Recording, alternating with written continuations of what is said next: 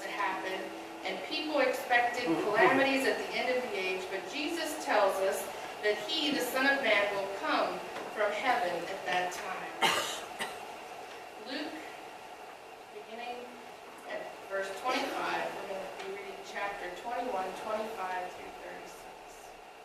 There will be signs in the sun, the moon, and the stars, and on earth distress among nations, confused by the roaring of the sea and the waves. People will faint from fear and foreboding of what is coming upon the world, for the powers of the heavens will be shaken. Then they will see the Son of Man coming in a cloud with power and great glory. Now when these things begin to take place, stand up and raise your heads, because your redemption is drawing near. Then he told them a parable. Look at that fig tree and all the trees. As soon as they sprout leaves, you can see for yourselves and know that summer is already near. So also, when you see these things taking place, you know that the kingdom of God is near. Truly I tell you, this generation will not pass away until all things have taken place.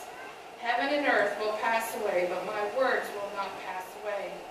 Be on guard, so that your hearts are not weighed down with dissipation and drunkenness and the worries of this life, and that day catch you unexpectedly like a trap. For it will come upon all who live on the face of the whole earth. Be alert at all times, praying that you may have the strength to escape all these things that will take place, and to stand before the Son of Man. May God add His blessing to the reading of His word today.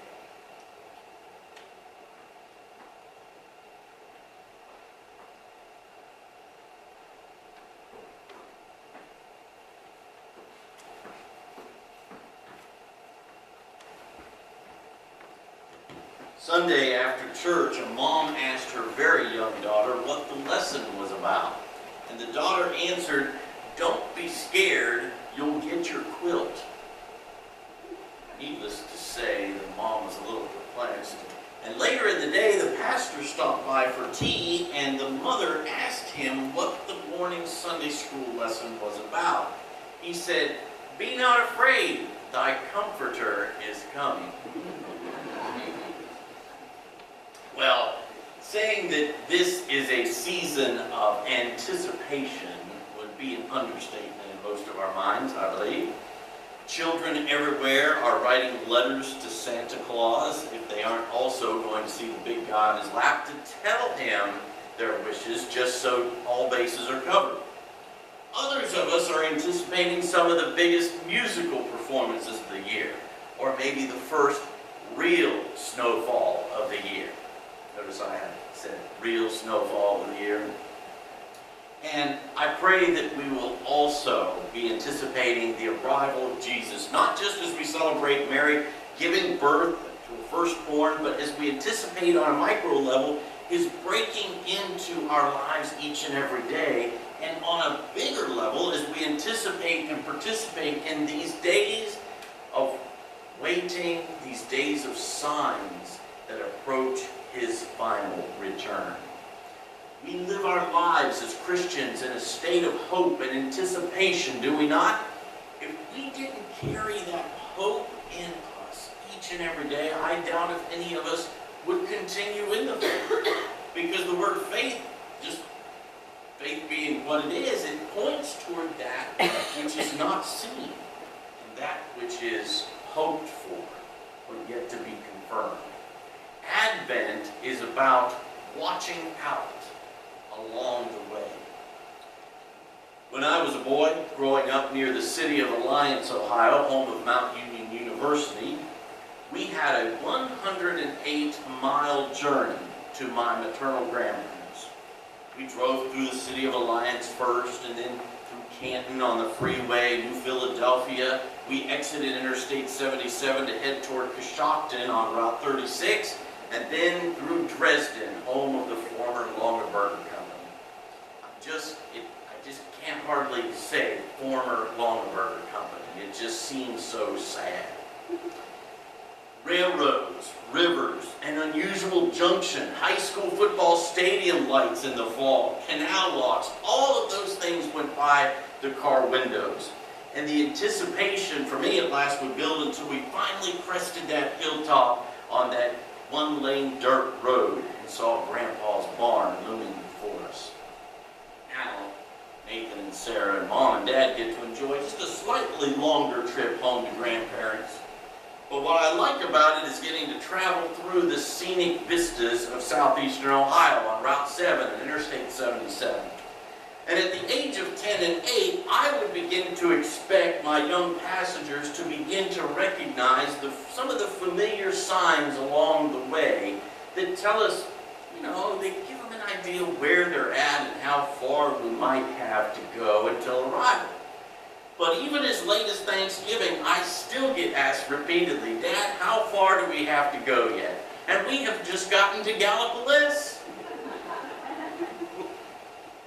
For some reason, I really feel that video screens and all of these electronic doodads and stuff that we have inside our vehicles now have reduced the interest in the great things that you can see from your window when you're driving, especially on scenic highways.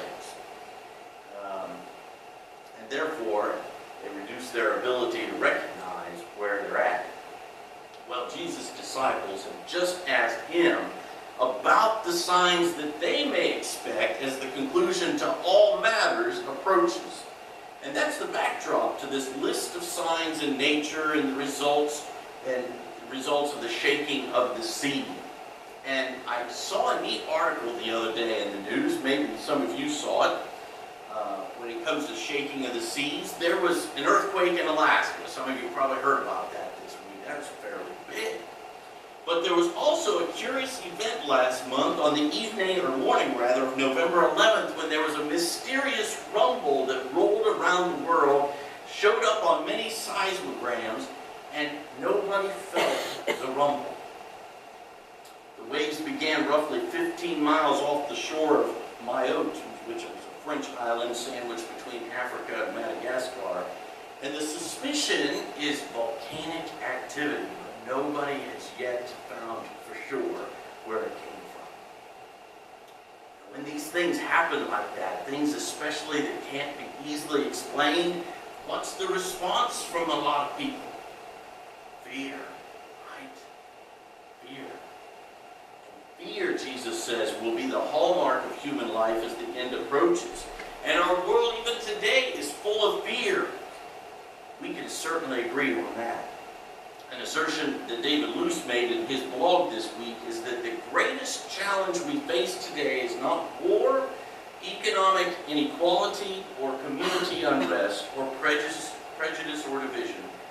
Our greatest challenge is fear. Why?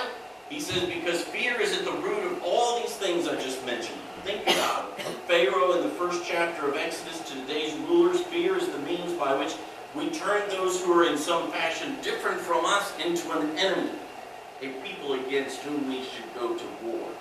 Fear causes us to hoard, assuming we'll never have enough, and seeing those around us as competitors for scarce resources. Fear causes us to define ourselves and those around us not by what we share, but by what makes us different.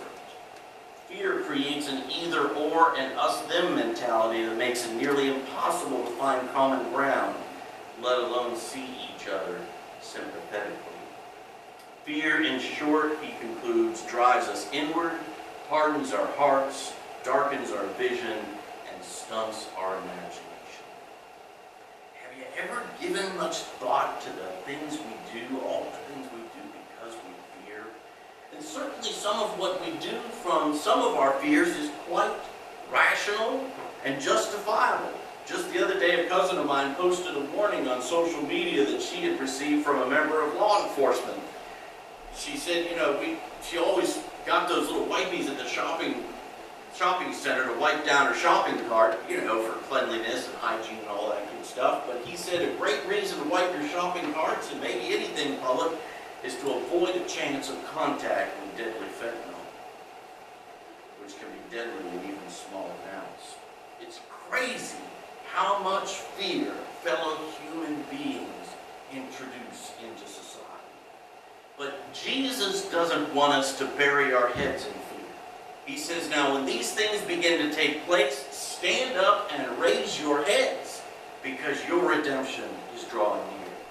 Jesus is reminding us that he's the Lord of history, and because we trust that he will in time bring all things to a good end, we can, in the meantime, stand together in courage and compassion, and we can treat everyone with the love of God that we have found in him. This is our hope. The hope that rings throughout these scriptures each time one of the biblical characters screams, "Do not fear."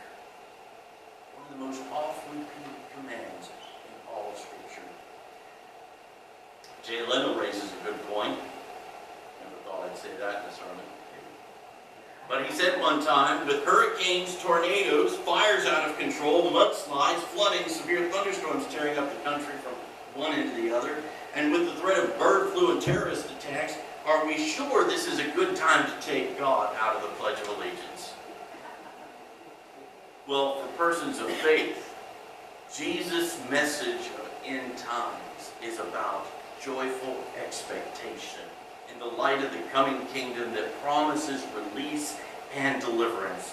And I want to invite you, as we begin this season of Advent today, to grab a devotion or to grab hold of another way to enter into a spiritual discipline like prayer or worship. Those practices that help us to be watchful and prepared, that we may have the strength to stand no matter what is on the horizon and no matter what is right here in the thick of our lives today. And I have a sample of it right up here with me. You saw it in the newsletter that came to you this week. It's a Advent devotional put out by Lutheran Hour Ministries. They come up with some of the greatest themes and thoughts every Advent and Lent. I don't know how they do it, but this one is called The Coming King. And I saw that a couple copies had already been picked up out of the narthex, and there's one left, and this one too. And we can make as many hard copies as anybody wants. So if there's not any out there when you go to pick up one, just let me know, and we'll print some. Putting together sermons is a process that I like to compare to simmering a great dish for a long time, like those great dishes we're going to have downstairs after church today, We all know that things taste better for leftovers, right? Because those flavors have had a chance to permeate together and all that stuff.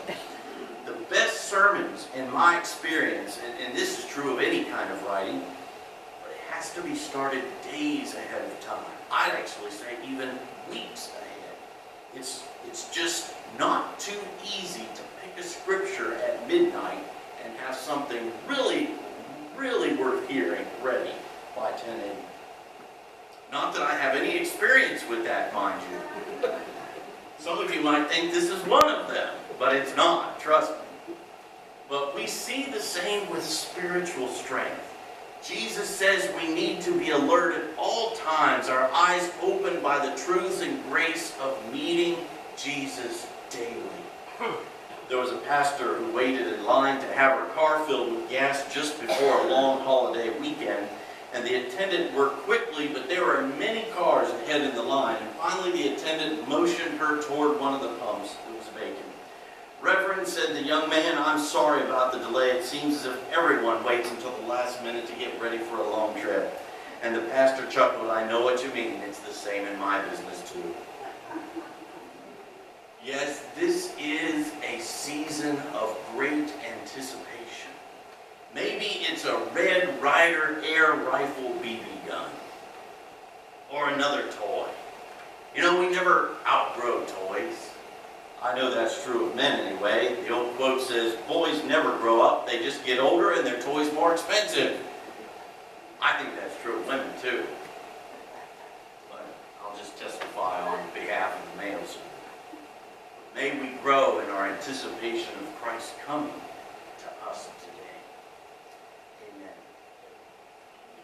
As we respond to God's Word today, we're going to take our hymn books and we're going to turn to number 196. And that hymn is Come Thou Long Expected Jesus, number 196.